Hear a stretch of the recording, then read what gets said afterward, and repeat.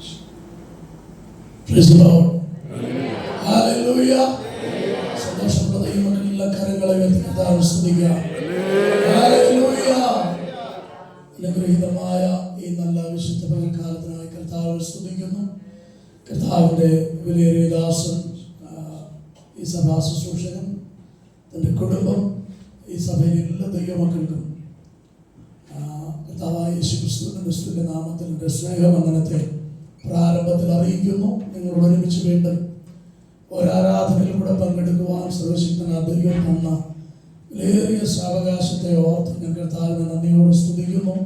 തികച്ചും അവിചാരിതമാണ് നിങ്ങളുടെ നടുവിൽ ഇന്ന് പകൽക്കാലം നിൽക്കുന്നത്. ഞാൻ വിശ്വസിക്കുന്നു അതിൻ്റെ പിന്നിൽ ഒരു ദൈവഹിതമുണ്ടെന്ന് ഞാൻ വിശ്വസിക്കുന്നു. ശാരീരികമായി വളരെ ക്ഷീണിതനായിരുന്നു. ഇന്ന് പകൽ ആരാധനയ്ക്ക് കടന്നു വരാൻ കഴിയുമോ എന്ന് ഞാൻ ശങ്കിച്ചു. ഞാൻ പ്രിയപ്പെട്ടവരോട് പറഞ്ഞു, എനിക്ക് ആരാധനയ്ക്ക് വരാൻ കഴിയുമോ അറിയില്ല, നിങ്ങൾ പോയിട്ട് വരണമെന്ന് ഞാൻ പറഞ്ഞു. പക്ഷെ രാവിലെ ഞാൻ എഴുന്നേറ്റ് ഒരുങ്ങി ദൈവസന്നിധിയിൽ തയ്യാറായി ഇവിടെ വന്ന ആരാധനയുടെ ഇടയിൽ എനിക്ക് അല്പമായ ആശ്വാസം, ബലം അനുഭവപ്പെടാനായി ഞാൻ വിശ്വസിക്കുന്നു. ഈ ശുശ്രൂഷ കഴിയുമ്പോൾ പൂർണ്ണ ബലത്തോടെ ഞാൻ ഇവിടെ വന്നു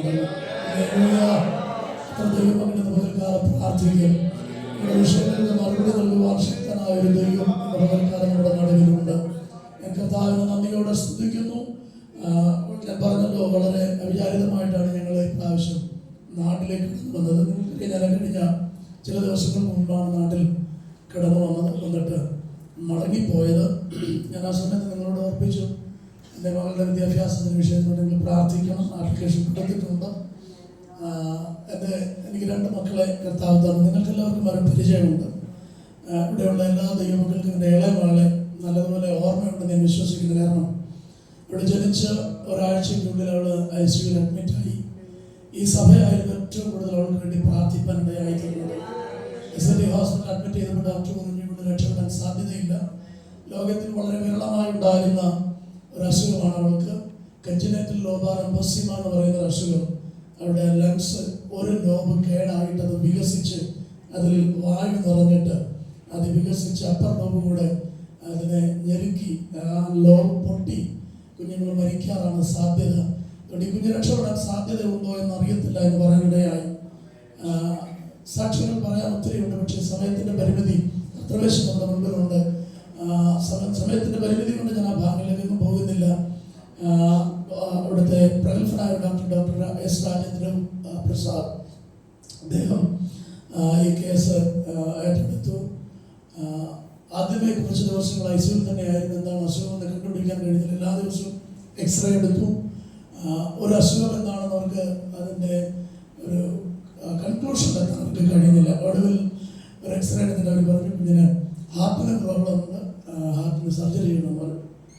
ഹാർട്ടിൻ്റെ വിഷയത്തിൽ ഇങ്ങനെ പഠിച്ചുകൊണ്ടിരുന്നപ്പോൾ നമുക്ക് മനസ്സിലായി ഹാർട്ടിനല്ല, ലങ്സിനാണ് പ്രോബ്ലം. ഹാർട്ടിനോട് ചേർന്ന് ലങ്സിൻ്റെ ലോബ്, നിങ്ങൾക്കറിയാം, 1 മാസം ആകാറായ ഒരു കുഞ്ഞ് എത്രയും കൊണ്ടുവന്ന് നമ്മൾ ഇച്ചിരിയുള്ളൂ എടുത്ത് കൈകൊണ്ട് തരുമ്പോൾ എലിക്കുഞ്ഞിനെ കൊണ്ട് തരുന്ന പോലെ കൈകൊണ്ട് കൊണ്ട് തരുന്നൊരു അനുഭവമായിരുന്നു. അപ്പോൾ ആ പ്രായത്തിൽ ഡോക്ടേഴ്സ് പറഞ്ഞതിന് ഇവിടെ ആ സമയത്ത് ഏറ്റവും ഹൈ ലെവലിൽ ന്യൂമോണിയ ഉണ്ടായി. ഇപ്പം മേജർ സർജറിയാണ്, അനസ്തേഷ്യ കൊടുത്താണ് സർജറി ചെയ്യേണ്ടത്. അപ്പം ഡോക്ടർ പറഞ്ഞു, എത്രയും വേഗം സർജറി ചെയ്യണം, സർജറി ചെയ്യാം, പക്ഷേ ഞാൻ അനസ്തേഷ്യ കൊടുക്കണം. അനസ്തേഷ്യ ഡിപ്പാർട്ട്മെൻറ്റിൽ നിന്ന് ഡോക്ടറുടെ സമ്മതം വാങ്ങുന്നുണ്ട്. അങ്ങനെ അനസ്തേഷ്യ ഡിപ്പാർട്ട്മെൻറ്റിൽ ഞാൻ കടന്നു വന്നു. പേപ്പറുകളെല്ലാം കൊണ്ട് കടന്നു വന്നു. ലേഡി ഡോക്ടറാണ്. പേപ്പറെല്ലാം വാങ്ങിച്ചിട്ട് പറഞ്ഞു, കുഞ്ഞിന് അനസ്തേഷ്യ കൊടുക്കാൻ പറ്റത്തില്ല, ന്യൂമോണിയ ഏറ്റവും ഹൈ സ്റ്റേജിലാണ്. ഇപ്പം അനസ്തേഷ്യ കൊടുത്താൽ ഈ കുഞ്ഞിന് എന്താ സംഭവിക്കും? ഞാനൊന്നും മിണ്ടാതെ അവിടെ മാറുന്നുണ്ട്. കുറേ നേരം പറഞ്ഞു ചോദിച്ചു, നിങ്ങൾക്ക് എത്ര മക്കളുണ്ട്? ഞാൻ പറഞ്ഞു 2 പേരുണ്ട്, ഇവിടെ ഇളയവളാണ്. എന്നോട് പറഞ്ഞു, ഇത് വളരെ ഹൈ റിസ്ക്കാണ്, high risk consent papers sign ചെയ്ത് തരാമെങ്കിൽ ഞാൻ ഈ കേസ് അക്സെപ്റ്റ് ചെയ്യാമെന്ന്. ഞാൻ പറഞ്ഞു, ഞാൻ ചെയ്യാമെന്ന് പറഞ്ഞു. കുറേ പേപ്പറുകൾ എൻ്റെ മുമ്പിൽ കൊണ്ടുവന്ന് എല്ലാ പേപ്പറുകളും സൈൻ ചെയ്തു. അവരോട് പറഞ്ഞു, എന്തും സംഭവിക്കാം, അതിന് നിങ്ങൾ തയ്യാറായിക്കണമെന്ന് പറഞ്ഞു. ഞാൻ പറഞ്ഞു, കുഴപ്പമില്ല. ഒരു കാര്യം എന്നോട് പറഞ്ഞു, സ്ത്രീ എന്നോട് പറഞ്ഞു, ആ ഡോക്ടറോട് പറഞ്ഞു, നിങ്ങൾ എന്നോട് ചോദിച്ചാൽ ഞാൻ എന്താ ജോലി? ഞാൻ പറഞ്ഞു, ഇവിടെ ഇന്ത്യയിൽ സുവിശേഷകരല്ല. എന്നോട് പറഞ്ഞു, നിങ്ങൾ പ്രാർത്ഥിക്കുന്നവരല്ല, നിങ്ങൾ പ്രാർത്ഥിക്കുക, ഈശ്വരൻ്റെ വല്ലതും ചെയ്യാൻ കഴിയുമെങ്കിൽ ചെയ്യട്ടെ എന്ന് പറഞ്ഞു. അങ്ങനെ അവിടെ നിന്ന് ഡോക്ടറുടെ അടുത്ത് പിടിച്ചെന്നു. വളരെ പെട്ടെന്ന് തന്നെ ഡോക്ടർ ഓപ്പറേഷൻ തിയേറ്റർ 1 മാസം തികയുന്നതിന് അന്ന് കുഞ്ഞിനെ ഓപ്പറേഷൻ ചെയ്തു. ആ ഓപ്പറേഷൻ ഒരിക്കലും സക്സസ് ആകത്തില്ലെന്ന്, സാധ്യതയില്ലെന്ന് ഡോക്ടർ പറഞ്ഞ സ്ഥാനത്ത് വളരെ സക്സസ് ആയി ഓപ്പറേഷൻ നടക്കാനിടയായി. അവിടെ ഐസിയിലേക്ക് മാറ്റിയ സമയത്ത് ഞാനും ബാബാസും കയറി കണ്ടു. ഇവിടെ തുടുപ്പ് മാത്രമേ ഉള്ളായിരുന്നു. ആ സമയത്ത് പിശാച് പറഞ്ഞ് രക്ഷപ്പെടാൻ സാധ്യതയില്ലെന്ന്.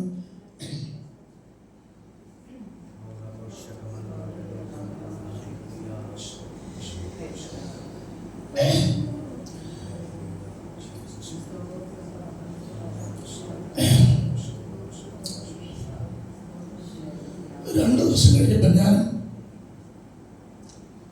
ബാബാസും വീണ്ടും കുഞ്ഞിനെ കാണാനെത്തിയെത്തും. വെന്റിലേറ്ററിൽ കിടക്കുക, തലയിൽ കൊണ്ടുവച്ചിട്ടുണ്ട്. ഞങ്ങളെത്തിയെന്ന് അല്പനേരം അവിടെ നിന്നിട്ട് ബാബാസ് പ്രാർത്ഥിച്ചു.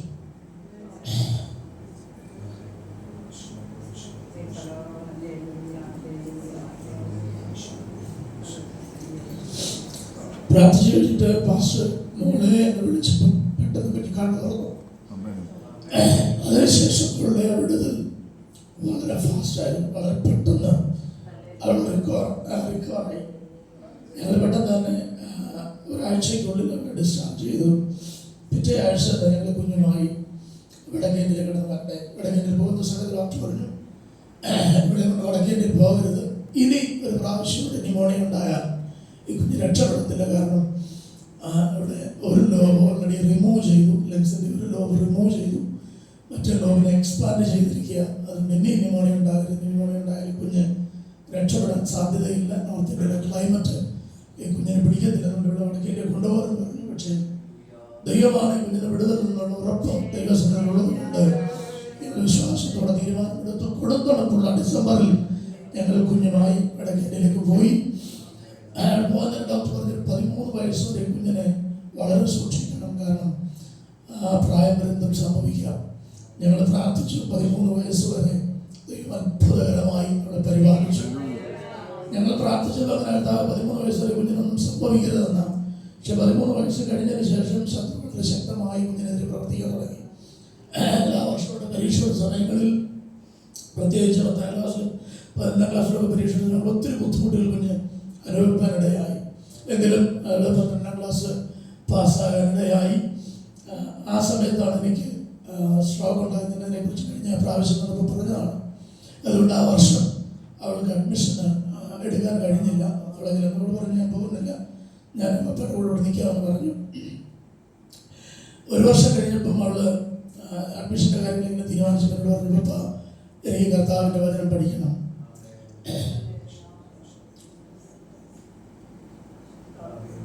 ഞങ്ങൾക്ക് വളരെ സന്തോഷം തോന്നി. കാരണം ഈ കാലയളവിൽ കർത്താവിൻ്റെ വേലയ്ക്ക് വേണ്ടി ഇറങ്ങുവാൻ ഒരുപാട് പേര് മടിക്കുന്ന ഒരു കാലയളവാണ്. പ്രത്യേക വടക്കേന്ത്യയിൽ പാർക്കുന്ന ദൈവദാസന്മാരുടെ കുഞ്ഞുങ്ങൾ പോലും ദൈവകൃപയിൽ പോലും നിൽക്കാത്ത രീതിയിൽ മാറിപ്പോകുന്ന സ്ഥാനത്ത് എൻ്റെ കുഞ്ഞുങ്ങളുടെ തീരുമാനം പറഞ്ഞിട്ട് വളരെ സന്തോഷം തോന്നി. ഞങ്ങൾ രണ്ടുപേരും അവളെ വളരെയധികം സപ്പോർട്ട് ചെയ്തു. പക്ഷേ പലരും അവളെ നിരുത്സാഹപ്പെടുത്തി. ദൈവദാസന്മാർ വരെ വന്ന് അവളോട് പറഞ്ഞു, നമ്മളെ നീ സയൻസ് ഗ്രൂപ്പായി എടുത്തത്, നീ നഴ്സിംഗ് പഠിക്കണം, നഴ്സിംഗ് പഠിച്ച് ജോലിയൊക്കെ വാങ്ങിച്ച് പപ്പായ്ക്ക് സുഖമില്ലായിരിക്കില്ലേ, പപ്പായ്ക്ക് ഒരു ഹെൽപ്പാകും, പപ്പായുടെ ശുശ്രൂഷയ്ക്കൊരു സഹായമാകും, നീ നഴ്സിംഗ് പഠിക്കാൻ പറഞ്ഞു. പിന്നെ ഒരുപാട് പേര് പറഞ്ഞു അവളെ പറഞ്ഞ് മനസ്സിലാക്കണം. പക്ഷെ ഞാൻ ദൈവസ്ഥല തീരുമാനമെടുത്തു. അവളെ കർത്താവ് തൻ്റെ വേലയ്ക്ക് വേണ്ടി വിളിച്ചിട്ടുണ്ടെങ്കിൽ, അവൾ അങ്ങനെ അവൾ തീരുമാനമെടുത്തിട്ടുണ്ടെങ്കിൽ ഞാൻ ഒരിക്കലും അവളെ നിരുത്സാഹപ്പെടുത്തത്തില്ല. അവളെ കർത്താവിൻ്റെ വേലയ്ക്ക് തന്നെ അയക്കുവാൻ ഞങ്ങൾ തീരുമാനിച്ചു, പ്രാർത്ഥിച്ചു. അവൾ പറഞ്ഞു, എനിക്ക് ബാംഗ്ലൂരിൽ SIBCയിലെ കർത്താവിൻ്റെ വചനം പഠിക്കണം. വളരെ പഴക്കമുള്ളൊരു ബൈബിൾ സ്കൂളാണ്. അവിടെ ദൈവം പഠിക്കണമെന്ന് അവിടുത്തെ ആപ്ലിക്കേഷൻ ഞങ്ങൾ അപ്ലൈ ചെയ്തു. ഒരു 3 മാസം കഴിഞ്ഞിട്ട് ഇവിടെ റിപ്ലൈ ഒന്നും വന്നില്ല. അപ്പം ഞങ്ങൾ അവിടെ വിളിച്ചു ചോദിച്ചപ്പം BTHനോടൊപ്പം തന്നെ BSW എന്ന് പറയുന്ന ഒരു സെക്യുലർ കോഴ്സിനൂടെ അപ്ലൈ ചെയ്തു. ബാംഗ്ലൂർ നോർത്ത് യൂണിവേഴ്സിറ്റിയുടെ അണ്ടറിലൊരു കോഴ്സ്. അപ്പം ഞങ്ങൾ വിളിച്ചു ചോദിച്ചപ്പോൾ പറഞ്ഞു, യൂണിവേഴ്സിറ്റിയിൽ നിന്ന് ഒരു റിപ്ലൈ ഒന്നും വന്നതുകൊണ്ടാണ് ഒന്ന് ശ്രദ്ധിക്കുന്നത്. അപ്പം ഞങ്ങൾക്ക് വളരെ നിരാശയായി, കുഞ്ഞിനും വളരെ നിരാശയായി. വളരെ അവിടെ താല്പര്യപ്പെട്ട് ആഗ്രഹിച്ചു, പക്ഷേ അഡ്മിഷൻ ലഭിക്കുന്നില്ലല്ലോ എന്നൊരു ഭാരം ഉള്ളിലുണ്ടായി. അവസാനം അഡ്മിഷൻ ലഭിക്കത്തില്ല എന്നുള്ള ചിന്തയിൽ ഞങ്ങൾ മറ്റു പല സ്ഥലങ്ങളിൽ അന്വേഷിച്ചിടത്തൊക്കെ അഡ്മിഷൻ്റെ ടൈം കഴിഞ്ഞുപോയി. വളരെ ഭാരപ്പെട്ടു. കഴിഞ്ഞ മാസം 10-ാം തീയതി ഞാൻ ജസ്റ്റ് കോളേജിലേക്ക് ഒന്ന് വിളിച്ചു. ഞാൻ കോളേജിലേക്ക് വിളിച്ചപ്പോൾ പെട്ടെന്ന് അടുത്ത മാഡം പറഞ്ഞു, അഭിയുടെ അഡ്മിഷൻ ലെറ്റർ റെഡി ആയിരിക്കാൻ അയക്കാൻ താമസിച്ചു പോയി, അഭിയുടെ അഡ്മിഷൻ ലെറ്റർ റെഡി ആയിരിക്കാൻ പറഞ്ഞു. എല്ലാവരും വളരെ സന്തോഷമുണ്ടായി. പക്ഷേ അവർ പറഞ്ഞു 14-ാം തീയതി ക്ലാസ് സ്റ്റാർട്ട് ചെയ്യുക, 14-ാം തീയതിക്കുള്ളിൽ കുഞ്ഞിനെ കൊണ്ട് ഇവിടെ വരണം. ഞാൻ പെട്ടെന്ന് നിരാശയിൽ വീണ്ടുമായി. കാരണം 10-ാം തീയതി വിവരം പറയുന്നത് 14-ാം തീയതി കുഞ്ഞിനെ കൊണ്ട് ബാംഗ്ലൂരിലേക്ക് പോകാൻ പറയുന്നത് വളരെ പ്രയാസമേറിയൊരു കാര്യമാണ്. ഞാൻ നിങ്ങളുടെ വിശ്വാസത്തിൻ്റെ ഉറപ്പിന് വേണ്ടി മാത്രമാണ് ഈ സാക്ഷ്യം ഈ വചനത്തിലേക്ക് പോകുന്നതിന് മുമ്പ് എന്ന് പറയുന്നത്. സ്വന്തം കാരണം അഡ്മിഷൻ്റെ കാര്യങ്ങളൊന്നും ശരിയാകത്തില്ലെന്ന് ചിന്തയിൽ ഞങ്ങൾ അതിനെക്കുറിച്ച് യാതൊരു പ്രിപ്പറേഷനും ചെയ്തില്ല. പക്ഷെ പെട്ടെന്ന് ഞാൻ വിളിച്ച് പറഞ്ഞപ്പം വളരെ ഭാരം തോന്നി. 14-ാം തീയതി വരെ എത്താൻ പറ്റത്തില്ല. ഞാൻ അവരോട് റിക്വസ്റ്റ് ചെയ്തു, 14-ാം തീയതി വരാൻ പറ്റത്തില്ല, ടിക്കറ്റുകൾ കിട്ടാൻ പ്രയാസമാണ്, അതുകൊണ്ട് 14-ാം തീയതി വരാൻ പറ്റത്തില്ല, കുറച്ച് ദിവസം എടുക്കും എന്ന് പറഞ്ഞു. കയ്യിൽ സാമ്പത്തികം ഒന്നുമില്ല. 14-ാം തീയതിക്ക് മുമ്പ് 72,000 രൂപ കോളേജിൽ അടയ്ക്കണം. ഒരു വർഷത്തെ ഫീസ് 1,80,000 രൂപയ്ക്ക് പുറത്താണ്. 72,000 രൂപയോളം കോളേജിൽ അടയ്ക്കണം. ഒരു പൈസയും കയ്യിൽ. ഞാൻ ആകെ ഭാരപ്പെട്ടു. 14-ാം തീയതി രാവിലെ ഞാൻ പാസ്റ്റേഴ്സ് മീറ്റിങ്ങിന് പോയി. പാസ്റ്റേഴ്സ് മീറ്റിങ്ങിൽ ഞാൻ ഇരിക്കും, മോളെ കോള് വന്നു. ഞാൻ പുറത്തിറങ്ങി കോൾ അറ്റൻഡ് എന്നോട് പറഞ്ഞു, അപ്പോൾ കോളേജിൽ നിന്ന് ഫോൺ വന്നു, ഇന്ന് 35,000 രൂപ അടയ്ക്കേണ്ട, ഇനിഷ്യൽ പേയ്മെൻറ്റ് 35,000 രൂപ അടയ്ക്കേണ്ട ലാസ്റ്റ് ഡേറ്റാണ്, ഇന്ന് അടച്ചില്ലെങ്കിൽ അഡ്മിഷൻ ക്യാൻസൽ ആകുമെന്ന് പറഞ്ഞു. ഞാൻ വളരെ ഭാരപ്പെട്ടു. കർത്താവേ, അവിടെ കർത്താവിൻ്റെ വേലയ്ക്ക് വേണ്ടി തീരുമാനമെടുത്താണല്ലോ, എന്താ ചെയ്യേണ്ടത്, വളരെ ഭാരപ്പെട്ടു. ഞാനവിടെ ആ മീറ്റിംഗ് കഴിഞ്ഞ് പുറത്തേക്ക് ഇറങ്ങുമ്പോൾ ഒരു ദേവാസിൻ്റെ അടുത്ത് വന്നിട്ട് പറഞ്ഞു, പാസ്റ്റർ ഒരു മീറ്റിംഗ് ഉണ്ട്. ഞാൻ അടുത്തോട്ട് ചെയ്യുന്നു. പാസ്റ്റർ ഗൂഗിൾ നമ്പർ തരാമോ? ഞാൻ ചോദിച്ചതിനാ അല്ലൊന്ന് തരാൻ പറഞ്ഞു. ഞാൻ ഗൂഗിൾ നമ്പർ കൊടുത്തപ്പോൾ അദ്ദേഹം ഒരു 5,000 രൂപ ഇട്ടിട്ട് പറഞ്ഞു, കുഞ്ഞിന് വേണ്ടിയാണ്, പാസ്റ്റർ മോള് ദൈവം പഠിക്കാൻ പോലെ അവർക്ക് വേണ്ടി കൊടുത്തേക്കുള്ളൂ. എനിക്ക് വളരെ സന്തോഷം തോന്നി. ഞാൻ ദൈവത്തിൻ്റെ സന്തോഷത്തോടെ പ്രാർത്ഥിച്ചു, കർത്താവേ 5,000 രൂപ തരാൻ നീ ശക്തനാണെങ്കിൽ ഇന്ന് വൈകുന്നതിന് മുമ്പ് 35,000 രൂപ തരാൻ നീ ശക്തനാണ്. സ്തോത്രം. ഹല്ലേലൂയ. ഒരു പ്രതീക്ഷയുമില്ല. പക്ഷെ ഞാനൊരു കാര്യം ആരോട് ചോദിക്കത്തില്ല. ദൈവമാണ് അവളെ വിളിച്ചതെങ്കിൽ അവരുടെ വഴികളെ തുറക്കാൻ ദൈവം വിശ്വസ്തനാണ്. മീറ്റിംഗ് കഴിഞ്ഞ് ഞാൻ അവിടെ ഇറങ്ങി ഞാനും മറ്റൊരു ദൈവദാസനും കൂടെ ഭവനത്തിലേക്ക് മടങ്ങി വരുമ്പം ഞങ്ങൾ രണ്ടുപേരും കൂടി ഈ കാര്യം പറഞ്ഞുകൊണ്ട് വരിക. ആ ദൈവദാസൻ പറഞ്ഞു, പാസ്റ്ററെ ഈ മാസം അവസാനിക്കുമ്പോൾ എനിക്ക് 5 ലക്ഷം രൂപ എൻ്റെ മോടെ ഫീസ് കൊടുക്കാൻ വേണം. ഞാൻ പറഞ്ഞു, നമ്മൾ രണ്ടുപേരും ഒരേ വള്ളത്തിലാണ്, നമുക്ക് പ്രാർത്ഥിക്കാം, പ്രവർത്തിക്കാം, ദൈവശക്തനാണ്. അത് പറഞ്ഞ് ഞങ്ങൾ അല്പം മുമ്പോട്ട് വന്നപ്പോൾ എൻ്റെ ഫോണിൽ വീണ്ടും ഒരു കോള് വന്നു. ഞാൻ ഫോൺ എടുത്തപ്പം എൻ്റെ ഒരു സ്നേഹിതൻ ദേവദാസനാണ്. അദ്ദേഹം ഫോൺ എന്നോട് പറഞ്ഞു, പാസ്റ്റർ ഞാൻ ഒരാളുടെ കൈ കൊട്ടി ഫോൺ കൊടുക്കുക, പാസ്റ്റർ സംസാരിക്കാൻ പറഞ്ഞു. അപ്പോൾ ആ ഫോണ് ദേവദാസൻ ആ വ്യക്തിയുടെ കൈ കൊടുത്തു. അതൊരു പാസ്റ്ററാണ്, അദ്ദേഹത്തിൻ്റെ കയ്യിൽ കൊടുത്തു. പാസ്റ്റർ ഫോൺ വാങ്ങിച്ചിട്ട് പ്രൈസോട് പാസ്റ്റർ എന്തുകൊണ്ട് വിഷയം? ഞാൻ പറഞ്ഞു, സുഖമായിരിക്കുന്നു. എന്നോട് പറഞ്ഞു, പാസ്റ്റർ മോടെ കാര്യം ഈ പാസ്റ്ററിനോട് പറഞ്ഞായിരുന്നു, കാര്യങ്ങളൊക്കെ ശരിയാണ്. ഞാൻ പറഞ്ഞാൽ ശരിയായിക്കൊണ്ടിരിക്കുന്നു പാസ്റ്ററെ. അപ്പോൾ അദ്ദേഹം പറഞ്ഞു, പാസ്റ്ററെ എൻ്റെ മോളെ വിദേശത്ത് അയക്കാൻ വേണ്ടി ഞാനൊരു ലോൺ എടുത്തു, അതിൻ്റെ ബാക്കി ഒരു 30,000 രൂപ അക്കൗണ്ടിൽ കിടക്കുന്നത്.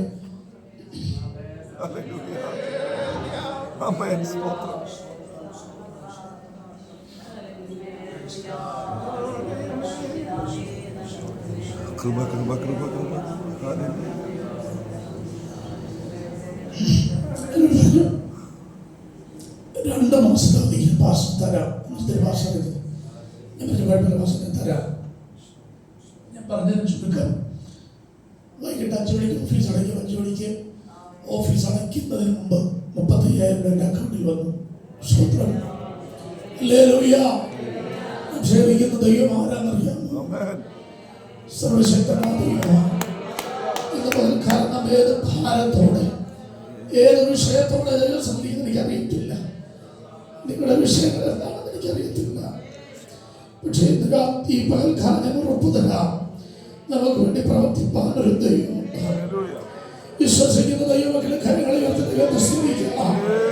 നമ്മുടെ ഭാരങ്ങൾ എത്ര തന്നെ വലുതായാലും, നമ്മുടെ വിഷയങ്ങൾ എത്ര തന്നെ വലുതായാലും അതിൻ്റെ മേൽ പ്രവർത്തിപ്പാൻ കഴിയുന്ന ഒരു സർവശക്തനുണ്ടെന്ന് ഇന്ന് പകൽക്കാലം ജീവിതത്തിന്റെ അനുഭവത്തിൽ കൂടെ വിളിച്ചു പറയുകയാണ്. സ്തോത്രം, സ്തോത്രം, സ്തോത്രം.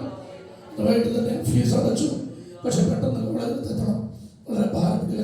പെട്ടെന്ന് പോകണം, ടിക്കറ്റ് കിട്ടാൻ വളരെ പ്രയാസമാണ്. തത്കാലം ടിക്കറ്റ് എടുക്കാൻ വളരെ പ്രയാസമാണ്. അങ്ങനെ ഭാരപ്പെട്ടിരിക്കുമ്പോൾ എൻ്റെ ചർച്ചയിൽ ഒരു സഹോദരനെ വൈകിട്ട് ഫോൺ ചെയ്ത് പറഞ്ഞു, പാസ്റ്ററെ ടിക്കറ്റിൻ്റെ കാര്യം ശരിയാക്കാൻ പറഞ്ഞില്ല, എന്നോട് പറയും, മാസം എൻ്റെ കയ്യിൽ കാർഡുണ്ട്, ക്രെഡിറ്റ് കാർഡുണ്ട്, ഞാൻ നിങ്ങളുടെ ടിക്കറ്റ് ഞാനിപ്പോൾ നോക്കിയപ്പോൾ ഫ്ലൈറ്റിൽ വളരെ ചാർജ് കുറച്ച് ടിക്കറ്റ് ഉണ്ട്, ഞാനിപ്പോൾ തന്നെ ടിക്കറ്റ് ബുക്ക് ചെയ്യുന്ന നിമിഷങ്ങൾക്കുള്ള അദ്ദേഹം ടിക്കറ്റ് ബുക്ക് ചെയ്ത് അയച്ചു. എൻ്റെ കണ്ണ് വിടർന്നതിന് കാരണം ദൈവത്തെ വിശ്വസ്തനാണ്. അവനെ പിൻപറ്റുന്ന ആരെയും കൈവിടുന്ന ദൈവമല്ല. സ്തോത്രം, സ്തോത്രം, സ്തോത്രം. ഞങ്ങള് അടുത്ത ദിവസം നടന്ന യാത്ര തിരിച്ച് ബാംഗ്ലൂരിൽ വന്ന പിറ്റേ ദിവസം തന്നെ കുഞ്ഞിൻ്റെ അഡ്മിഷൻ്റെ കാര്യങ്ങൾ ശരിയാക്കി കഴിഞ്ഞ തിങ്കളാഴ്ച മുതൽ ക്ലാസ്സിന് ജോയിൻ ചെയ്തു. അവിടെ തിരിക്കുന്നതിന് മുമ്പ് 72,000 രൂപ ഹോസ്റ്റൽ അടയ്ക്കാൻ കർത്താവ് കൃപ തന്നു. ഹല്ലേലൂയ. നമ്മുടെ ദൈവം വിശ്വസ്തനാണ്. ഞാൻ വേഗത്തിൽ നിങ്ങൾ ക്ഷമിക്കണം, ഞാൻ ഈ കാര്യങ്ങൾ ഓർക്കുമ്പോൾ എൻ്റെ ഹൃദയം നന്ദിയാൽ നിറയുന്നു. അതുകൊണ്ടാണ് ഞാൻ അല്പം ഇമോഷനായി പോയത്, നിങ്ങൾ ക്ഷമിക്കണം. പക്ഷേ ഞാൻ പൂർണ്ണ ഉറപ്പോടെ പറയുക, നമ്മുടെ വിഷയങ്ങൾ അറിയുന്നൊരു ദൈവമുണ്ട്, നമുക്ക് വേണ്ടി പ്രവർത്തിക്കുന്നൊരു ദൈവമുണ്ട്. അതെത്ര തന്നെ കഠിനമായാലും എത്ര തന്നെ പ്രതികൂലമായാലും അതിനുവേണ്ടി പ്രവർത്തിക്കുന്ന ഒരു സർവശക്തനുണ്ട്. നമ്മുടെ വിശ്വാസം നഷ്ടമായത് ഞങ്ങൾ അതിനുശേഷം തിരിച്ചവിടെ തന്നെ പോകണമെന്ന് ആഗ്രഹിച്ചു. പക്ഷേ ജ്യേഷ്ഠൻ പറഞ്ഞു, ഇവിടെ വന്നിട്ട് പറഞ്ഞപ്പോൾ സ്ഥലം പറഞ്ഞു ഉൾവയമ്മ കണ്ടിട്ട് പോകാൻ പറഞ്ഞ് ഞങ്ങൾ പെട്ടെന്ന് ഞങ്ങൾ നാട്ടിലേക്ക് വന്ന് കിട്ടാൻ ചില ഈ ആഴ്ച തന്നെ മടങ്ങിപ്പോകണമെന്ന് ആഗ്രഹിക്കുന്നു. നിങ്ങളുടെ ആത്മാർത്ഥമായ പ്രാർത്ഥനയെ ദൈവത്തിൽ ചോദിക്കുന്നു. കുഞ്ഞിൻ്റെ വിദ്യാഭ്യാസത്തെ ഓർത്ത് പ്രാർത്ഥിക്കണം. മുത്തമകളുടെ ജോലിയുള്ള ബന്ധമായിരിക്കും അവളെയും കാണുവാൻ കർത്താവ് കൃപ ചെയ്തു. കുഞ്ഞുങ്ങളെ ഇരുവരെയും ഓർത്ത് നിങ്ങൾ ആത്മാർത്ഥമായി പ്രാർത്ഥിക്കണം. ദിവസം അറിയിക്കുന്നു. വായിച്ച സങ്കീർത്തനത്തിൽ കർത്താവിന്റെ ദാസൻ പ്രാരംഭത്തിൽ ഓർപ്പിച്ച 2 കാര്യങ്ങൾ മാത്രം വേഗത്തിൽ നിങ്ങളുമായി പങ്കുവെച്ച് എനിക്ക് ലഭിച്ച സമയത്തിനുള്ളിൽ തന്നെ ഇരിപ്പാൻ കർത്താവ് ശരണപ്പെടുന്നു. സ്തോത്രം. 50-ാം സങ്കീർത്തനത്തിന്റെ 1-2 വാക്യങ്ങൾ കർത്താവിന്റെ ദാസൻ വായിച്ചപ്പോൾ ഒരു കാര്യം ഓർപ്പിച്ചത് ആവർത്തിച്ച് നിങ്ങളോടൊന്ന് സൂചിപ്പിച്ച് അതിനോടുള്ള ബന്ധത്തിൽ 1-2 കാര്യങ്ങൾ വേഗത്തിൽ പറഞ്ഞിരിപ്പാൻ കർത്താവിന് ശരണപ്പെടുക. കാര്യങ്ങൾ ഒരാൾക്കത് വായിച്ച് സഹായിക്കാം. 50-ാം സങ്കീർത്തനം അതിന്റെ 1-2 വാക്യങ്ങൾ. ആമേൻ.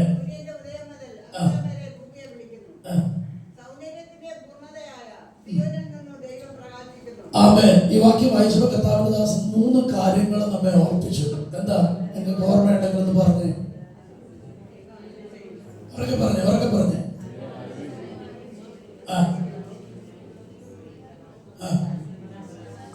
ദൈവം അരുളി ചെയ്യുന്നു, ദൈവം വിളിക്കുന്നു, ദൈവം പ്രകാശിക്കും. എന്നെ വളരെ സന്തോഷിപ്പിച്ചു ഞാൻ ആ ഭാഗം കേട്ടപ്പോൾ. സ്തോത്രം. ഞാൻ വിഷയത്തിന് വേണ്ടി പ്രസംഗം തയ്യാറാക്കിക്കൊണ്ടൊന്നുമല്ല വന്നത്. പക്ഷെ ദൈവാത്മാവ് ഈ ഭാഗത്തുനിന്നും ചില കാര്യങ്ങളെ ഓർപ്പിച്ചുകൊണ്ട് നിങ്ങളുമായി പങ്കുവച്ചിരിക്കാൻ കർത്താവ് ശരണപ്പെടുക. ദൈവം അരുളി ചെയ്യുന്നു, ദൈവം വിളിക്കുന്നു, ദൈവം പ്രകാശിക്കുന്നു. വടക്കേന്ത്യയെ കുറിച്ച് നിങ്ങൾക്ക് എല്ലാവർക്കും അറിയാം. വളരെ പ്രതികൂലങ്ങളിലൂടെ അനേക ദൈവദാസന്മാർ ജയിലുകളിൽ അടയ്ക്കപ്പെട്ടു. അനേകം ഒരു ജാമ്യം പോലും കിട്ടാതെ വളരെ ഭാരത്തിലായിരിക്കുന്നു. അങ്ങനെ സുവിശേഷത്തിനെതിരെ വളരെ പ്രയാസങ്ങൾ പ്രതികൂലം ഉണ്ടായിക്കൊണ്ടിരിക്കുന്ന സമയമാണ്. ഇപ്പോഴത്തെ ഗവൺമെന്റിന്റെ ഒരു പ്രത്യേക അജണ്ട, ഒരു പ്രത്യേക നിയമം കൊണ്ടുവന്നിട്ട് എല്ലാ റെസിഡൻഷ്യൽ ഏരിയയിലുമുള്ള ചർച്ചസിനെ ക്ലോസ് ഡൗൺ ചെയ്യുക. അതിന്റെ പിന്നിൽ നാമധേയ ചർച്ചകൾ അവരെ സപ്പോർട്ട് ചെയ്യുന്നത്. കാരണം അവരുടെ ചർച്ചകളാണ് ഇന്ത്യയിൽ ചർച്ചസായിട്ട് അനുവദിച്ചിരിക്കുന്നത്. CNI കാത്തലിക് പോലുള്ള ചർച്ചകളെ ഇന്ത്യയിൽ ചർച്ചായിട്ട് അംഗീകരിച്ചവരുടെ അതിൻ്റെ രജിസ്ട്രേഷൻ ഉണ്ട്. ബാക്കി പെന്തക്കോസ്റ്റ് ചർച്ചസിന് അങ്ങനെ രജിസ്ട്രേഷൻ ഇല്ലാത്തതുകൊണ്ട് അങ്ങനെയുള്ള ചർച്ചകളെല്ലാം ക്ലോസ് ഡൗൺ ചെയ്യാൻ വലിയ ഗൂഢാലോചന, ഗൂഢതന്ത്രം അണിയറയിൽ നടന്നുകൊണ്ടിരിക്കുക. സ്തോത്രം. പ്രത്യേകിച്ച് റെസിഡൻഷ്യൽ ഏരിയയിലുള്ള എല്ലാ ചർച്ചകളെയും അടയ്ക്കുക, നിർത്തലാക്കുക എന്നുള്ള ഒരു അനുഭവത്തിലേക്ക് ഭാരതത്തിലെ ഈ ദിവസങ്ങളിൽ അവർ പ്ലാൻ വെച്ചിട്ടുണ്ട്. പക്ഷെ ഒരു കാര്യം ഞാൻ വിശ്വസിക്കുന്നു, നമ്മുടെ ദൈവം അത്ഭുതങ്ങളുടെ ദൈവമാണ്. ഹല്ലേലൂയ. ഞാൻ എൻ്റെ സഭയെ പണിയും, പാതാള ഗോപുരങ്ങൾ അതിനെ ജയിക്കയില്ലെന്ന് കൽപ്പിച്ച ദൈവം തന്റെ പ്രവൃത്തി നമ്മുടെ ഭാരതത്തിൽ വെളിപ്പെടുത്തും. അതുകൊണ്ട് ഭാരതത്തിന് വേണ്ടി, വടക്കേ ഇന്ത്യക്ക് വേണ്ടി നിങ്ങൾ ആത്മാർത്ഥമായി പ്രാർത്ഥിക്കണം. സ്വന്തം പ്രാർത്ഥിച്ചാൽ മാത്രം പോരാ. ഇന്ന് പകൽക്കാലം ഞാൻ വടക്കേ ഇന്ത്യയിൽ ഒരു മിഷണറി എന്ന നിലയിൽ ഇവിടെ ഇരിക്കുന്ന യൗവനക്കാരെ ദൈവജനത്തിൽ കൂടെ കർത്താവിന്റെ വേലയ്ക്ക് വേണ്ടി ആഹ്വാനം ചെയ്യുകയാണ്. സ്തോത്രം. അവൻ വീടും വയലും തോട്ടവും നേടുവാനുള്ള സമയമല്ല, കർത്താവിന് വേണ്ടി പ്രയത്നിപ്പാൻ, പ്രയോജനപ്പെടുവാൻ ഏറ്റവും ശുഭകരമായ ഒരു സമയമാണ് ഈ സമയമെന്ന് ദൈവസന്നിധിയിൽ ഞാൻ ഓർപ്പിക്കുകയാണ്. സ്തോത്രം. ഇതുപോലെ നല്ലൊരു അവസരം ഇനി ഒരുപക്ഷെ നമ്മുടെ ജീവിതത്തിൽ വരുത്തില്ലെന്നുകൊണ്ട് കർത്താവിന് വേണ്ടി ഇറങ്ങി പുറപ്പെടുവാൻ നമ്മുടെ ഇടയിലെ ചെറുപ്പക്കാർ, യൗവനക്കാർ ദൈവസന്നിധിയിൽ നിങ്ങൾ തീരുമാനമെടുക്കട്ടെ എന്ന് ദൈവസന്നിധിയിൽ ആത്മാർത്ഥമായി ഞാൻ പ്രാർത്ഥിക്കുന്നു. നമ്മുടെ വായിച്ച വാക്യത്തിൽ ദൈവം അരുളി ചെയ്യുന്നു. സ്തോത്രം. നാം സേവിക്കുന്ന ദൈവം അരുളി ചെയ്യുന്ന ദൈവമാണ്. ഈ ദൈവം എന്തൊക്കെ അരുളി ചെയ്യുന്ന ഒരുപാട് കാര്യങ്ങളുണ്ട്. ആ ഭാഗങ്ങളിലേക്ക് എങ്ങും പോകുന്നില്ല. ഒന്ന് രണ്ട് കാര്യങ്ങൾ മാത്രം ഞാൻ നിങ്ങളെ ഓർപ്പിക്കാം. നമ്മൾ ഈ അരുളപ്പാട് അല്ലെങ്കിൽ കൽപ്പന എന്ന വാക്ക് ചിന്തിക്കുമ്പോൾ പെട്ടെന്ന് നമ്മുടെ മനസ്സിൽ ഓടി വരുന്നത് 10 കൽപ്പനയെ കുറിച്ചാണ്. ദൈവം ഇസ്രായേലിന് കൊടുത്ത 10 കൽപ്പന, അത് ദൈവത്തിന്റെ അരുളപ്പാടാണ്. സ്തോത്രം. ദൈവത്തിന്റെ കൽപ്പനയിൽ അവൻ പഴയ നിയമത്തിൽ കൊടുത്ത കൽപ്പനയേക്കാൾ ഏറ്റവും ശ്രേഷ്ഠമായ കൽപ്പന പുതിയ നിയമത്തിൽ കൊടുത്തിട്ടുണ്ട്. എന്നറിയാമോ? ദൈവം കൊടുത്ത ഏറ്റവും വലിയ കൽപ്പന, ഏറ്റവും ശ്രേഷ്ഠകരമായ കൽപ്പന, നിന്നെ പോലെ നിന്റെ അയൽക്കാരനെ ഉറക്കെ പറഞ്ഞേ, ഉറക്കെ പറഞ്ഞേ, സ്നേഹിക്കുക എന്നല്ല, നിന്നെ പോലെ നിന്റെ അയൽക്കാരനെ സ്നേഹിക്കുക. ആമേൻ. കർത്താവേ, നമ്മുടെ മുമ്പിലുണ്ട്. നമുക്കാലം ഈ 3 ദിവസത്തെ ഉപവാസ പ്രാർത്ഥന കഴിഞ്ഞ് ദൈവസന്നിധിയിൽ മുഴങ്കാലം മുടക്കിയിരിക്കുന്ന ഞാനും നീയും, അരുളി ചെയ്യുന്ന ദൈവത്തിന്റെ അരുളപ്പാട് കേട്ട ഞാനും നീയും ഈ കൽപ്പന മറുതലിപ്പറയായി തീരരുത്. ഈ ആരാധന ഇരിക്കുന്ന ഇരിപ്പിലിരുന്ന് ഒന്ന് ശോധന ചെയ്യണം. ഞാൻ എന്റെ സഹവിശ്വാസിയെ, എന്റെ സ്നേഹിതനെ, എന്റെ സുഹൃത്തിനെ, എന്റെ സഹോദരനെ, എന്റെ സഹോദരിയെ ഏത് വിധത്തിലാണ് കാണുന്നത്? എനിക്ക് എന്നെ പോലെ അവരെ സ്നേഹിപ്പാൻ കഴിയുന്നുണ്ടോ എന്ന ഒന്ന് ശോധന ചെയ്യാനിടയായി തീരണം. ഇതൊരു വലിയ കൽപ്പനയാണ്. സ്തോത്രം. ഈ കൽപ്പനയിൽ മറ്റ് എല്ലാ കൽപ്പനകളും ഒതുങ്ങിയിരിക്കുകയാണ്. അങ്ങനെ മകൾക്കാലം ഈ സമർപ്പിച്ചല്ലോ. ഈ സങ്കീർത്തനത്തിൽ 16-ാം വാക്യം മുതൽ താഴോട്ട് വായിക്കുമ്പോൾ ദുഷ്ടനെ കുറിച്ച് പരാമർശിച്ചിരിക്കുക. ദുഷ്ടൻ ആരാണെന്ന് കർത്താവിന്റെ ദാസൻ എടുത്തു പറഞ്ഞു. അത് പറഞ്ഞ് ഒരു ആവർത്തന വിരസത ഉണ്ടാക്കാൻ ഞാൻ ആഗ്രഹിക്കുന്നില്ല. പക്ഷെ ആ ദുഷ്ടൻ ആരാണെന്ന് ചോദിച്ചാൽ, സ്തോത്രം, നമ്മളെ തന്നെ ശോധന ചെയ്താൽ ആ പറഞ്ഞിരിക്കുന്ന കാര്യങ്ങളിൽ ഏതെങ്കിലും ഒന്ന് നമ്മുടെ ജീവിതത്തിൽ ഉണ്ടെങ്കിൽ നാം ആ പട്ടികയിൽ ഉൾപ്പെടും. സോദരം സോദരം സോദരം എല്ലാവരും എന്നെ തുറച്ചു നോക്കരുത്. സോദരം, ഞാൻ പകൽക്കാലം ഈ വചനം പറയുമ്പോൾ കർത്തൃമേശയുടെ മുമ്പിൽ നമുക്ക് നമ്മെ തന്നെ ഒന്ന് ശോധന ചെയ്യണം. ആ പറഞ്ഞിരിക്കുന്ന ഓരോ ഭാഗങ്ങളോടും അവരൊന്ന് ആഴമായി നമ്മൾ ചിന്തിച്ചിട്ട് നമ്മളെ ഒന്ന് താരതമ്യപ്പെടുത്തി നോക്കി കർത്തൃ സന്നിധിയിൽ ഒരു പ്രാവശ്യം ഒന്ന് നമ്മെ തന്നെ ഒന്ന് പരിശോധിച്ചാൽ ഈ പറയുന്ന ഭാഗങ്ങളിൽ എന്തെങ്കിലും അനുഭവം നമ്മിലുണ്ടെങ്കിൽ നാം ദുഷ്ടരായി മാറ്റപ്പെടുകയാണ്. സ്തോത്രം. അവർ കർത്താവ് അരുളി ചെയ്ത കൽപ്പന നാം ലംഘിക്കുകയോ? പറഞ്ഞു അയലോകത്ത് പോയി മറ്റുള്ളവരെ കുറിച്ച് അയലോകത്തൊന്നും പോകേണ്ട ആവശ്യമില്ല. സ്തോത്രം. എടുക്കുക, ഡയൽ ചെയ്യുക, പിന്നെ മണിക്കൂറുകളോളം നിനക്കറിയാമോ അവരങ്ങനെ ആ പുള്ളിക്കാരി അങ്ങനെ എന്തെല്ലാം കാര്യങ്ങളാ പറഞ്ഞിപ്പിക്കുന്നവരാണ്. ഇവരെ കുറിച്ച് മാത്രമല്ല, ഭാഷമാരെ കുറിച്ച് പറഞ്ഞത്. സ്വതന്ത്രം നമ്മളെ വിടുന്നില്ല. സ്വതന്ത്രം എന്തെല്ലാം കാര്യങ്ങളാ പറഞ്ഞിപ്പിക്കുന്നത്. ഞാൻ പറയട്ടെ, നമുക്ക് ദൈവത്തിന്റെ കൽപ്പനയിലേക്ക് മടങ്ങി വന്നിട്ട് എന്തെങ്കിലും സഹോദരങ്ങളെ കുറിച്ച് ഒരു കാര്യമെങ്കിലും ആരോടെങ്കിലും പറഞ്ഞിട്ടുണ്ടെങ്കിൽ, തെറ്റായിട്ടുള്ളത് പറഞ്ഞിട്ടുണ്ടെങ്കിൽ, ഈ തിരുമേശയിലേക്ക് ഭാഗമാക്കാകുന്നതിന് മുമ്പ് മുഴങ്കാൽ മുടക്കി കണ്ണതിലൂടെ പറയണം, അപ്പാ എന്നെ കഴുകി ശുദ്ധീകരിക്കണം. ഞാനൊരു ദുഷ്ടനായിട്ടല്ല, നീതീകരിക്കപ്പെട്ടവനായി ഇന്ന് പകൽക്കാലം ദൈവസന്നിധിയിൽ എനിക്ക് മടങ്ങണം. സോദരം സോദരം സോദരം ഒറ്റ കൽപ്പനയെ കുറിച്ച് ഞാൻ ഈ പറഞ്ഞു. ഒത്തിരി കാര്യങ്ങൾ പറയുന്നുണ്ട്. ഒരുപാട് കൽപ്പനകൾ, ഒരുപാട് അരുളപ്പാടുകൾ ഈ വചനത്തിലുണ്ട്. ഒന്ന് ആഴമായി ശോധന ചെയ്തിട്ട് ദൈവം ഈ അരുളപ്പാട് കൊടുത്തത് എനിക്ക് വേണ്ടിയാ, ഈ അരുളപ്പാട് പറഞ്ഞത് എനിക്ക് വേണ്ടിയാ, അത് ഞാൻ ശിരസ വഹിക്കുന്നെന്ന് പറഞ്ഞ ദൈവം പറഞ്ഞ ഓരോ വാക്കുകളും ഓരോ വചനങ്ങളും അതേറ്റെടുപ്പാനി പകൽക്കാലം ഞാൻ നിങ്ങൾ കടപ്പെട്ടവനാ. എത്ര പേര് പറയും ഈ വചനത്തിന് മുമ്പിൽ ഞാൻ എന്നെ തന്നെ സമർപ്പിക്കുന്നു. കർത്താവേ, നീ പറഞ്ഞ ഓരോ അരുളപ്പാടിനും പോലും മറുതലിൽ പങ്കെടുക്കാതെ നിന്റെ വചന പ്രകാരം നിൽപ്പാൻ, നിന്റെ ആലോചന പ്രകാരം നിൽപ്പാൻ, നിന്റെ അരുളപ്പാടിനനുസരിച്ച് ജീവിപ്പാൻ എനിക്ക് കൃപ തരണമെന്ന് നിന്റെ പകൽക്കാലം ആത്മാർത്ഥമായിട്ടൊന്ന് പറയണം. ഞായറാഴ്ച ചർച്ചയിൽ വന്ന് കൈയടിച്ചത് കൊണ്ടായില്ല, ഉപവാസ പ്രാർത്ഥനകളിൽ അറ്റൻഡ് ചെയ്തത് കൊണ്ടായില്ല, അവൻ സ്റ്റേജിൽ വന്ന് ആരാധന ലീഡ് ചെയ്തത് കൊണ്ടായില്ല, പുൾപിറ്റിൽ വന്നതൊന്ന് പ്രസംഗിച്ചത് കൊണ്ടായില്ല, ഒരു വാക്ക് കർത്താവിനോട് പറയണം. കർത്താവേ, നീ ഒരു വാക്കെങ്കിലും കൽപ്പിച്ചാൽ അത് ശിരസ വഹിപ്പാൻ ഞാൻ തയ്യാറാണെന്ന് പറയാൻ എനിക്ക് നിങ്ങൾക്ക് കഴിയണം. കർത്താവിനോട് പറ, എന്തെങ്കിലും നിന്റെ ഏർപ്പാടിന് ഞാൻ വിഘ്നം വരുത്തിയിട്ടുണ്ടെങ്കിൽ, അത് പാലിക്കാതിരുന്നിട്ടുണ്ടെങ്കിൽ, അതിന് മറുത്ത് നിന്നിട്ടുണ്ടെങ്കിൽ, ഇന്ന് പകൽക്കാലം ഞാൻ മടങ്ങി വരുന്ന പകൽക്കാലമാണെന്ന് കർത്താവിനോട് പറയാൻ എത്ര പേർക്ക് കഴിയും? സ്വതന്ത്രം സ്വതന്ത്രം വചനം കേൾക്കുമ്പോൾ അവൻ കയ്യൊക്കെ ഉയർത്തി ചർച്ച പറയുന്നത് പോലെ ആമേനൊക്കെ പറഞ്ഞ് സന്തോഷത്തോടെ മടങ്ങിപ്പോവുകയല്ല. കേൾക്കുന്ന വചനങ്ങൾ അതുപോലെ ഏറ്റെടുത്ത് അനുസരിപ്പാൻ കഴിയുന്നെങ്കിൽ, അവന്റെ കൽപ്പന അനുസരിക്കുന്ന, അവന്റെ ആജ്ഞ അനുസരിക്കുന്ന വീരന്മാരായി മാറ്റപ്പെടാൻ നമുക്ക് കഴിയുന്നെങ്കിൽ, നമ്മെ മാത്രമല്ല നമ്മുടെ തലമുറകളെ അനുഗ്രഹിക്കാമെന്ന് അവന്റെ വാഗ്ദത്തമുണ്ട്. അവൻ അരുളി ചെയ്യുന്ന ദൈവമാണ്. അവന്റെ അരുളപ്പാട് അതുപോലെ നമ്മൾ കേട്ടെ. ഇവത്തെ പറഞ്ഞവരെ ഇത് ഓർത്തുകൊണ്ടുവരും, ഇല്ലെങ്കിൽ ഞാൻ നിങ്ങളെ ഏറിക്കളയും. അത് കഴിഞ്ഞിട്ട് പറഞ്ഞതാ കാഠിന്യമേറിയ എന്താ വിടുവിപ്പാൻ ആരും ഉണ്ടാകത്തില്ല. സ്വത്രം സ്വത്രം പ്രതികൂലത്തിലേക്ക് പോകാനിടയാകാതെ ദിവസത്തിലേക്കൊന്ന് മടങ്ങി വരണം. രണ്ടാമത്തെ കാര്യം, ദൈവം വിളിക്കുന്നു. സ്വത്രം ദൈവം ആരാ? വിളിക്കുന്ന ദൈവമാണ്. പകൽക്കാലം ദൈവവിളി കേൾക്കാൻ കഴിയുന്ന എത്ര പേരുണ്ടെന്ന് ഒന്ന് ശോധന ചെയ്യണം. കർത്താവ് എന്റെ നമ്മളെല്ലാവരും വിളി കേട്ടവരെ, ഇവിടെ വിളി കേൾക്കാത്ത ഒരു കുഞ്ഞുങ്ങളുമില്ല. കർത്താവ് വിളിച്ചിട്ട ദൈവസഭയിൽ നമ്മളെല്ലാവരും വന്നത് അവന്റെ വിളി കേട്ടവരാ. ഈ വിളി കേട്ടവർ ദൈവസഭയിൽ അവരെ തന്നെ ശോധന തന്നെ എന്തിനാ വിളിച്ചതെന്ന് കർത്താവിനോടൊന്ന് ചോദിക്കണം.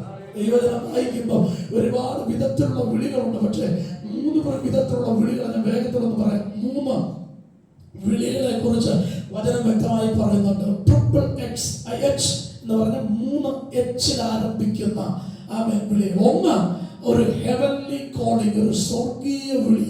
സ്വതന്ത്രം ഹല്ലേലൂയ. 2, ഒരു ഹൈ കോളിംഗ്, ഒരു പരമ വിളി, ഒരു ഉന്നത വിളി. സ്വതന്ത്രം.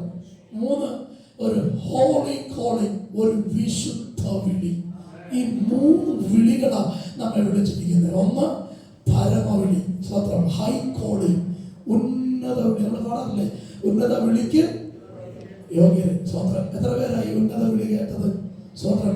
മോശ ഇസ്രായേൽ ജനത്തെ വിളിച്ചു, മരുഭൂമിയിൽ കൂടെ സഞ്ചരിച്ച് വാഗ്ദത്ത ദേശമായ കനാൻ ദേശത്തേക്ക് പോകുവാൻ. മോശയാലുള്ള വിളി കേട്ട് ഈ ഭൂമിയിൽ അവൻ മിസ്രൈമിൽ നിന്നിറങ്ങി പുറപ്പെട്ടവർ ഈ ഭൂമിയിൽ ഒരു വാഗ്ദത്ത ദേശത്തേക്ക് പോകുവാൻ ഇറങ്ങി പുറപ്പെട്ടവരാ. അതുകൊണ്ട് അതൊരു സ്വർഗീയ വിളിയല്ലായിരുന്നു. സ്വതന്ത്രം സ്വതന്ത്രം. മോശ മണ്ണിൽ നിന്നുള്ളവനാ, പക്ഷെ നമ്മെ വിളിച്ചവൻ മണ്ണിൽ നിന്നുള്ളവനാ. അവൻ വിണ്ണിൽ നിന്നുള്ള സ്വർഗീയനാ. സ്തോത്രം. അവനാ നമ്മെ വിളിച്ചത്. അതുകൊണ്ട് ആ വിളി അവൻ ഒരു സ്വർഗീയ വിളിയാ. സ്തോത്രം. സാധാരണ വിളിയല്ല, നമുക്ക് കിട്ടിയത് ഒരു ഉന്നതമായ വിളിയാ. ഈ ഉറപ്പുള്ളവരൊന്ന് കർത്താവിനെ സ്തുതിച്ചു. ഉന്നത വിളി പ്രാപിച്ചവൻ ഉയരത്തിലുള്ളതിനെ കുറിച്ച് ചിന്തിക്കും. എങ്ങനെ തിരിച്ചറിയുന്നത്? ഉന്നത വിളി പ്രാപിച്ചവനെ തിരിച്ചറിയുന്ന എങ്ങനെയാ? അവന്റെ ചിന്ത, അവന്റെ വിചാരങ്ങൾ ഉയരത്തിലുള്ളതായിരിക്കും. സ്വതന്ത്രം. കൊലോസ്യ ലേഖനം 3-ാം വാക്യം എന്താ എഴുതിയിരിക്കുന്നത്? വേഗത്തിൽ വായിച്ചേ. കൊലോസ്യ ലേഖനം 3:1. ക്രിസ്തുവിനോട് കൂടെ ഉയർത്തെഴുന്നേറ്റിരിക്കുന്നു എങ്കിൽ ക്രിസ്തു ദൈവത്തിന്റെ വലതുഭാഗത്തിരിക്കുന്ന ഇടമായ ഉയരത്തിലുള്ളത് അന്വേഷിപ്പിൻ. സ്വതന്ത്രം. നമ്മൾ എവിടെ അന്വേഷിക്കണ്ടേ? നമ്മുടെ അന്വേഷണം എവിടെ ആയിരിക്കണം? മരുഭൂമിയിൽ അല്പകാലങ്ങൾ ജീവിപ്പാൻ ദൈവം അവസരം തരുമ്പം ഇവിടെ എന്ത് കിട്ടും, ഇവിടെ എങ്ങനെ ജീവിക്കാമെന്ന് മാത്രം ചിന്തിച്ച് ഈ ലോകത്തിലെ നന്മകളും അനുഗ്രഹങ്ങൾക്കും മാത്രം പിന്നാലെ വിരഞ്ഞോടുന്നവരായി ഞാൻ നിങ്ങൾ മാറ്റപ്പെടരുത്. നമ്മുടെ വിചാരങ്ങൾ ഏത് സ്ഥാനത്തായിരുന്നാലും നമ്മുടെ വിചാരങ്ങൾ ഉയരത്തിലുള്ളതിനെ കുറിച്ചായിരിക്കണം. എനിക്ക് പ്രാപിക്കാനുള്ളത് ഈ ഭൂമിയിലുള്ളതിനേക്കാൾ ഏറ്റവും ഉത്തമമായത് ഉയരത്തിലുള്ളതാണ് എനിക്ക് പ്രാപിക്കാനുള്ളതെന്ന ഒരു ഉത്തമ ബോധ്യം നമ്മുടെ ഉള്ളിലുണ്ടാകണം. സ്വന്തം ഉയരത്തിലുള്ളത് ചിന്തിക്കണമെന്നുണ്ടെങ്കിൽ ഉയരത്തിലേക്ക് നോക്കണം. ഞാൻ ഒരു പ്രാവശ്യം പറഞ്ഞത് തോന്നുന്നു, പന്നിയെ കണ്ടിട്ടുണ്ടോ? ഞങ്ങളുടെ വടക്കേ എവിടെയെങ്കിലും ഇഷ്ടംപോലെ പന്നിയുണ്ട്, റോഡിലൂടെ കിടക്കുന്ന ഇഷ്ടംപോലെ പന്നിയെ കാണാം. ഈ പുള്ളി ഒരിക്കലും തല പൊക്കത്തില്ല. കണ്ടിട്ടുണ്ട് പന്നി ഇങ്ങനെ തലയെ പൊക്കിയൊക്കെ നടക്കുന്നത്? ഇല്ല. പുള്ളി എങ്ങനെ പോകുന്നത്? ഇങ്ങനൊരു പോക്കുണ്ട്. എവിടെ ചേറുണ്ടെങ്കിലും അതിനകത്ത് ഇങ്ങനെ ചെതഞ്ഞ് എന്തോ കിട്ടുമെന്ന് നോക്കി ഒരു പോക്കുണ്ട്. ഒരിക്കലും ഇവ തല പൊക്കത്തില്ല. സ്വതന്ത്രം. പക്ഷെ തല പൊക്കുന്നൊരു സമയം എപ്പോഴറിയാമോ? ഇവനെ പിടിക്കാൻ വരുന്ന പുള്ളികള് ഇവനെ പിടിച്ച് ഈ 4 കാലും കൂടെ ചേർത്തൊരു കെട്ട് കെട്ടിയിട്ട് ഇടയ്ക്കൂടെ ഒരു വലിയ കമ്പം കൊണ്ട് കയറ്റിയിട്ട് 2 പേര് തോണയിലൊന്ന് ചുമക്കും. അപ്പൊ പുള്ളി കിടക്കുന്ന ഇങ്ങനെ. അപ്പോഴാ പുള്ളി ആകാശം കാണുന്നത്. അതുവരെ മേലോട്ട് നോക്കാത്ത പുള്ളി അവസാനത്തെ യാത്രയിൽ ഒരു നോട്ടമുണ്ട് മേളിലോട്ട്. സ്വതന്ത്രം. ചില ദൈവമക്കൾ ഇങ്ങനെ എത്ര പറഞ്ഞാലും ഉയരത്തിലേക്ക് നോക്കത്തില്ല, ഉയരത്തിലുള്ളത് ചിന്തിക്കത്തില്ല. ഇവിടെ എന്ത് കിട്ടും, ഇവിടെ എന്ത് പ്രാപിക്കാം, ഇവിടെ എങ്ങനെ ജീവിക്കാം എന്ന് മാത്രം ചിന്തിച്ച് ഈ ലോകത്തിന്റെ സുഖ സൗകര്യങ്ങൾക്ക് അനുസരിച്ച് പോകുമ്പോ ദൈവം പറയുകയാ, നീ ഒരു സാധാരണക്കാരനല്ല, നീ ഒരു ഉന്നത വിളി പ്രാപിച്ച ദൈവമായതല്ല. നിനക്ക് നോക്കാനുള്ളത്, നിനക്ക് പ്രാപിക്കാനുള്ളത് ഉയരത്തിലുള്ളതിനെയാ. അവരോട് പറ, എന്റെ നോട്ടം ഉയരത്തിലേക്കായിരിക്കും, ഞാൻ ചിന്തിക്കുന്നത് ഉയരത്തിലുള്ളതിനെ കുറിച്ചായിരിക്കും. അല്പകാലങ്ങളുടെ മുമ്പിൽ ജീവിപ്പാൻ ദൈവം എനിക്ക് തന്ന ഞാൻ ഉയരത്തിലുള്ളത് മാത്രം ചിന്തിച്ച് ജീവിക്കും. അതിനായി ഞാൻ എന്നെ സമർപ്പിക്കുമെന്ന് പറയാം. ഉന്നത വിളി, വിശുദ്ധ വിളി. നമ്മളെ വിളിച്ച വിളി ഏതാ? അതൊക്കെ പറഞ്ഞേ. നിങ്ങളെ വിളിച്ചവൻ നിങ്ങളെ വിളിച്ചവൻ വിശുദ്ധനാകിയാൽ നിങ്ങളും. അയ്യോ, ഒന്നുകൂടെ പറ. ഞാൻ 50 വയസ്സ് കഴിഞ്ഞിട്ട് കേൾവിക്ക് അല്പക്കുറവുണ്ട്. സ്വന്തം ഹല്ലേലൂയ. നിങ്ങളെ വിളിച്ചവൻ വിശുദ്ധനായതുകൊണ്ട് നിങ്ങളും. അത് കൽപ്പനയാണ്. ദൈവാത്മാവ് പറയുക, നിങ്ങൾ ആരാധിക്കണം? വെള്ളവസ്ത്രം ധരിച്ചോണ്ട് വിശുദ്ധരാകണം നിർബന്ധമൊന്നുമില്ല. ഉണ്ടോ? സ്വോത്രം സ്വോത്രം. വെള്ളവസ്ത്രം മാത്രം, വെള്ള സാരി, വെള്ള ഷൂട്ട്, വെള്ള ഷർട്ട്, വെള്ള പാന്റ് ഇതൊക്കെ ഇട്ടത് കൊണ്ട്, ക്ലീൻ ഷേവ് ചെയ്തത് കൊണ്ട് വിശുദ്ധനാകണമെന്നൊന്നുമില്ല. ആഭരണം ധരിക്കാത്തത് കൊണ്ട് വിശുദ്ധനാകണമെന്നില്ല. ജീവിത വിശുദ്ധി ദൈവത്തിന്റെ വചനത്തിന്റെ പ്രമാണത്തിന്റെ മുമ്പിൽ കീഴ്പ്പെട്ട് ജീവിതത്തിന്റെ ഓരോ മണ്ഡലങ്ങളിലും ചിന്തകളിൽ പോലും നിരൂപണങ്ങളിൽ പോലും വിശുദ്ധി കാത്തു സൂക്ഷിപ്പാൻ എനിക്ക് നിങ്ങൾക്ക് കഴിയണം. കാരണം ഞാൻ നിങ്ങളും സാധാരണക്കാരല്ല, ഒരു വിശുദ്ധ വിളിക്ക് അവകാശിയായി തീർന്നവരാ. ഉറപ്പുള്ള ദൈവമക്കളെ താമസിച്ചത് എന്റെ വേറൊരു വിശുദ്ധ വിളിയുണ്ട്. വിശാലടുത്ത് വന്ന് കാതിൽ മന്ത്രിക്കുണ്ടായിരുന്നു. സൂപ്പർ, ഒരു കുഴപ്പമില്ല, ആരും കാണത്തില്ല, കുഴപ്പമില്ല എന്നൊക്കെ പറഞ്ഞ് കാതിൽ മന്ത്രിക്കുമ്പോ ദാനിയേൽ പറഞ്ഞത് പറയണം, ഇല്ല ഇല്ല, ഞാൻ പ്രമാണം പ്രാപിച്ചവനാ, ഞാൻ എന്നെ തന്നെ അശുദ്ധമാക്കത്തില്ല, എന്റെ പേരൊരു വിശുദ്ധ വിളിയുണ്ട്, ഞാൻ പ്രമാണം പ്രാപിച്ചവനാ, ഞാൻ എന്നെ അശുദ്ധമാക്കാൻ കഴിയത്തില്ല, എന്റെ പേരൊരു വിശുദ്ധ വിളിയുണ്ടെന്ന ഒരു ഉൾബോധത്തിൽ മുൻപോട്ട് പോകാൻ എല്ലാ പ്രിയപ്പെട്ടവർക്ക് ഇവിടെയായി തീരണം. വിശേഷിക്കാൻ ചെറുപ്പക്കാർക്ക്, യൗവനക്കാർക്ക് കഴിയണം. പിശാച് ഈ ലോകത്തിലെ ലോകമോഹങ്ങളൊക്കെ മുമ്പിൽ കൊണ്ടുവന്ന അവൻ വെള്ളത്തിൽ കുമിള പോലെ മിന്നി വിളങ്ങുന്ന ലോക ചെടികൾ സുഖങ്ങളൊക്കെ മുമ്പിൽ കൊണ്ടുവന്ന് ഇങ്ങനെ മാടി വിളിക്കുമ്പോ പറയണം, പിശാച് ഇതുകൊണ്ട് നിന്നെ കണ്ട തകർക്കാൻ കഴിയത്തില്ല, ഞാനൊരു വിശുദ്ധ വിളി കേട്ട ദൈവമായി തന്നെ. അനിയനോട് പറഞ്ഞു, കൊട്ടാരത്തിൽ കിട്ടുന്ന എല്ലാം ഭക്ഷിച്ച് നീ മിടുക്കനായിട്ട് വരണ്ട. അനിയൻ പറഞ്ഞു, വേണ്ട വേണ്ട, എനിക്ക് കൊട്ടാരത്തിൽ എല്ലാ സുഖ സൗകര്യങ്ങളൊന്നും വേണ്ട, ഞാൻ പ്രമാണം പ്രാപിച്ചവനാ, വ്യവസ്ഥ കിട്ടിയവനാ, പ്രമാണമുള്ളവനാ, ഇതൊന്നും എനിക്ക് വേണ്ട. ഞാൻ എന്നെ തന്നെ രാജാവിന്റെ മേശയിൽ നിന്ന് ഭക്ഷിച്ച് അവന്റെ വീട്ടിൽ നിന്ന് കുടിച്ച് ഞാൻ എന്നെ തന്നെ അശുദ്ധനാക്കത്തില്ല. ഈ തീരുമാനമായി എനിക്ക് നിങ്ങൾക്കും വേണ്ടേ? സ്വത്രം സ്വത്രം സ്വത്രം സ്വത്രം. ചർച്ച വരുമ്പോൾ അന്യഭാഷ പാട്ടും തുള്ളലും വിറയിലും എല്ലാം ഉണ്ട്. പക്ഷെ പുറത്തോട്ടിറങ്ങുമ്പോൾ ജീവിതം എങ്ങനെയാണെന്ന് കാണുന്ന ഒരു കർത്തനുണ്ട്. സ്തോത്രം, ഹല്ലേലൂയ. ഞാൻ ആരാണെന്ന് ആളന്ന് തൂക്കി നോക്കുന്ന ഒരു ദൈവമുണ്ട്. എന്റെ മരണത്തിൽ പറ, വിശുദ്ധിയോടെ നിൽപ്പാൻ എനിക്ക് കൃപ തരണം, കാരണം നീ എന്നെ വിശുദ്ധ വിളി കൊണ്ടാണ് വിളിച്ചത്. സ്തോത്രം സ്തോത്രം സ്തോത്രം, ഹല്ലേലൂയ. ഞാൻ മുമ്പേ ഓർപ്പിച്ചല്ലോ, ഉന്നത വിളി വിശുദ്ധ വിളി മാത്രമല്ല, ഒരു സ്വർഗീയ വിളിയുണ്ട്. ഇവിടെ കിടന്ന് അങ്ങോട്ടും ഇങ്ങോട്ടൊക്കെ ചുറ്റിത്തിരിഞ്ഞ് ഇവിടെ ഒരു വീടൊക്കെ വെച്ച് വലിയ വണ്ടിയൊക്കെ എടുത്ത് സ്വന്തം വണ്ടിയും വീടൊക്കെ നല്ലതാട്ടെ. ഞങ്ങളിങ്ങോട്ട് ഡാനിയോട് പറയുമായിരുന്നു, ഡാനിക്ക് ഇനി വേണ്ട ഒരു വലിയ വണ്ടിയായിരുന്നു, ചെറിയ വണ്ടിയല്ല, ഒരു വലിയ വണ്ടി. അപ്പം ഡാനി പറഞ്ഞ് ആദ്യമേ 800 വേണ്ടി പ്രാർത്ഥിച്ചു, അത് കിട്ടി. പിന്നെ ആഗ്രഹം ഏതായിരുന്നു? ഓൾഡോ, അത് കിട്ടി. ഇനി അടുത്ത എന്താ ആഗ്രഹം? അത് തരാൻ ദൈവം വിശ്വസ്തനാ. ഇതൊക്കെ നല്ലതാണ്, ഇതെല്ലാം വേണ്ടെന്നല്ല, അതെല്ലാം ഈ ഭൂമി താമസിക്കുമ്പോൾ വേണം. പക്ഷെ ഒരു കാര്യം ഓർത്തോണം, ഇതായിരിക്കരുത് നമ്മുടെ ഉന്നത ലക്ഷ്യം. സ്വന്തം നമ്മുടെ ലക്ഷ്യം ഇവിടെയല്ല. പാടുന്നത് പോലെ എന്റെ ദേശം ഇവിടെയല്ല, എനിക്ക് അവിടെ ഒരുക്കുന്ന ഒരു ഭവനമുണ്ട്, എനിക്ക് അവിടെ എത്തിച്ചേരണം. അവിടെയാണ് എന്റെ ലക്ഷ്യസ്ഥാനം. എനിക്കൊരു സ്വർഗീയ വിളി തന്നത് എന്നെ ഇവിടെ ഇട്ട് വട്ടം കിടക്കാനല്ല, അവൻ വന്ന് അവന്റെ കൂടെ എന്നെ ചേർത്ത് കൊണ്ടുപോകാനാ. ഇവിടെ ഒന്നുമില്ലെങ്കിലും, വീടില്ലെങ്കിലും, കാറില്ലെങ്കിലും, കൂടില്ലെങ്കിലും, സമ്പാദ്യങ്ങൾ ഒന്നുമില്ലെങ്കിലും, ഓരോരോ പറയാ വിശ്വസ്തയോടെ ദൈവസന്നിധിയിൽ നിൽക്കുന്ന എനിക്കും നിനക്കും വേണ്ടി ഒരു ശ്രേഷ്ഠകരമായ ഭവനം പണിയുന്നുണ്ട്. പ്രത്യാശകളുള്ള ഒരു പകൽക്കാലം ആത്മാവിൽ ഒന്ന് സന്തോഷിച്ചിട്ട് പറ, എന്റെ ദേശം ഇവിടെയല്ല, ഞാൻ ഇവിടുത്തുകാരനല്ല, ഞാൻ ഇവിടെ അന്യനും പരദേശിയുമാ. എനിക്കിവിടെ വിട്ടു പോകേണ്ട ഒരു ദിനമുണ്ട്, അത് വിദൂരമല്ല. അവന്റെ വരവാസന്നമായിരിക്കുക, ഞാൻ അവിടേക്ക് പറന്നുയരും. സ്വോത്രം സ്വോത്രം സ്വോത്രം സ്വോത്രം. ഈ പ്രത്യാശ ഉള്ളിലുണ്ടെന്നുണ്ടെങ്കിൽ നമ്മൾ മറ്റു ഭാരങ്ങളും പ്രയാസങ്ങളും വിഷയങ്ങളും ഒന്നും കാര്യമാക്കാതെ സന്തോഷത്തോടെ നമ്മൾ മുമ്പോട്ട് പോകും. കാരണം നമ്മുടെ മേലൊരു സ്വർഗീയ വിളിയുണ്ട്. മോശ വിളിച്ചത് ഇവിടെ നിന്ന് മറ്റൊരിടത്തേക്ക്, പക്ഷേ എന്റെ കർത്താവ് വിളിച്ചത് ഇവിടെ നിന്ന് അക്കരയ്ക്കാം. സന്ധ്യാസമയത്ത് ശിഷ്യന്മാരോട് പറഞ്ഞു, നമുക്ക് അക്കരയ്ക്ക് പോകാം.